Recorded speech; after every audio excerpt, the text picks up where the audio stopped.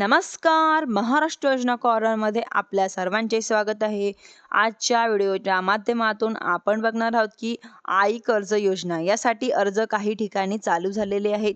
आपण आजच्या व्हिडिओमध्ये बघणार आहोत की आई कर्ज योजना काय आहे, सोबतच योजनेसाठी कोण महिला पात्र आहेत व अर्ज करू शकतात का, संपूर्ण माहिती आपण पात्रता कागदपत्रे म्हणजेच की आजच्या व्हिडिओमध्ये बघणार आहोत. त्याआधी तुम्ही जर माझ्या चॅनलवरती पहिल्यांदा आला असेल तर चॅनलला लाईक, सबस्क्राईब आणि शेअर करायला विसरू नका, जेणेकरून अशीच महत्त्वपूर्ण माहिती तुम्हाला पुढे देखील मिळत राहतील. त्यासाठी व्हिडिओ शेवटपर्यंत नक्की बघा.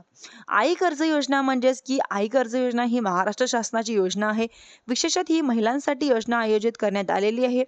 त्यांच्यासाठी तुम्ही टुरिझम क्षेत्रातील उद्योजक स्वरूपात वाढवण्यासाठी आर्थिक मदत करण्यात येत असते.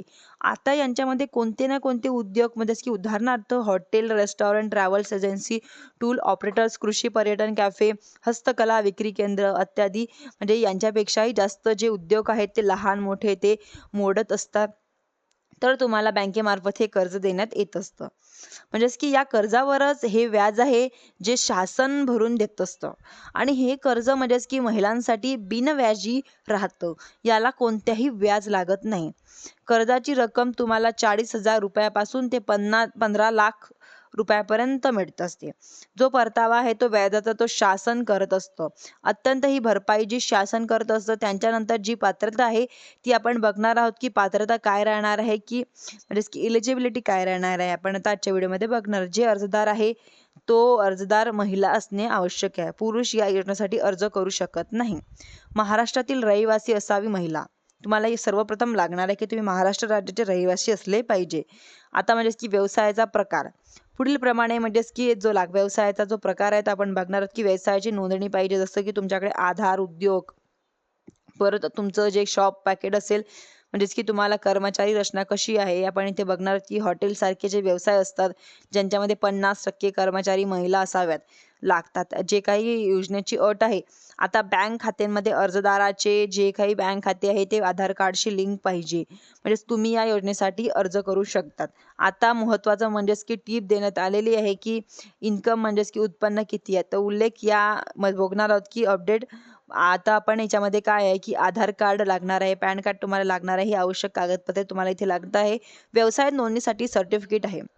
म्हणजेच की रजिस्ट्रेशन सर्टिफिकेट ज्याला म्हणतो आपण इथे लागणार आहे. तर व्यवसाय प्रस्तावना म्हणजेच की प्रोजेक्ट रिपोर्ट इथे लागणार आहे तुम्हाला. प्रोजेक्ट रिपोर्ट म्हणजेच की तुमचा व्यवसाय कसा राहणार आहे, त्यांच्यामध्ये काम कोण करणार आहे, मेंबर्स किती राहणार आहे, एम्प्लॉय सोबत जे काय राहणार आहे, भांडवल किती लागणार आहे आणि बेसिक माहिती तुम्हाला प्रोजेक्ट रिपोर्ट इथे द्यावी लागणार आहे. तर व्यवसाय खाद्यपदार्थाचा असेल तर जसे की हॉटेल तुम्हाला GST, FS म्हणजेचा आयचा असेल सर्टिफिकेट असेल तुम्हाला इथून काढून घ्यावे लागणार आहे. सर्टिफिकेट आहे जवळच्या सायबर कॅफे तुम्ही तिथून तुम्हाला काढून घेऊ शकता. आधार कार्ड किंवा बँक पासबुक असेल, बँक खातं असेल तुम्हाला म्हणजे की IFC कोड असेल किंवा खाते क्रमांक असेल दिलेलं तुम्हाला पासबुकचे झेरॉक्स असेल ते इथे देऊ शकतात.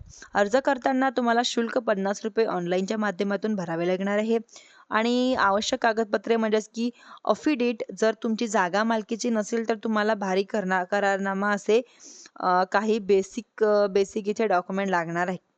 म्हणजेच की एका दिवसांमध्ये ते निघत असतात. आता अर्ज करत असताना तुम्हाला संपूर्ण प्रक्रिया अशी राहणार आहे की वेबसाईटची लिंक मी तुम्हाला डिस्क्रिप्शनमध्ये देणार आहे.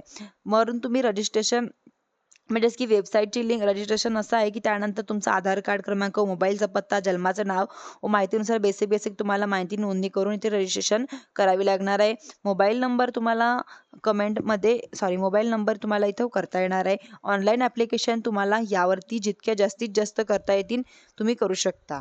व ऑनलाईन अर्ज कसे करावेत तर तुम्हाला भरपूर डॉक्युमेंट अपलोड करण्याचे किंवा माहिती भरण्याचे प्रॉब्लेम येत असेल तर जवळच्या सायबर कॅफेला जाऊन तुम्ही व्हिजिट करून तुम्ही तुमचे अर्ज भरून घेऊ शकता.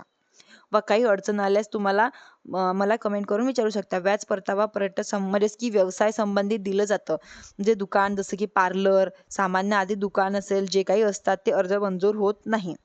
तुमचा व्यवसाय म्हणजेच की जी महिला आहे तीच मालकीची किंवा व्यवसायाची असावी लागते. तुम्ही ऑनलाईन अर्ज करू शकतात. कर्ज मंजुरी म्हणजेच की परतावा काही ऑफलाईन कार्यालय असतात. म्हणजेच की कार्यालय प्रादेशिक म्हणजेच की जिल्हा पर्यटन कार्यालय प्रादेशिक त्यामुळे ही नोंदणी विभागाशी तुम्हाला संपर्क साधायचा आहे. जवळच्या तुम्हाला आसपास ऑफिस असतील, तुम्हाला जिल्ह्यांमध्ये, तालुक्यांमध्ये किंवा गावाच्या आसपास असतील, तुम्ही तिथे जाऊन तुमची माहिती सांगू शकता व तुम्हाला जी माहिती हवी असेल तुम्ही ऑफलाईन माहिती ती तुम्ही घेऊ शकता व तुम्ही तिथे जाऊन अर्ज या ठिकाणी करू शकता.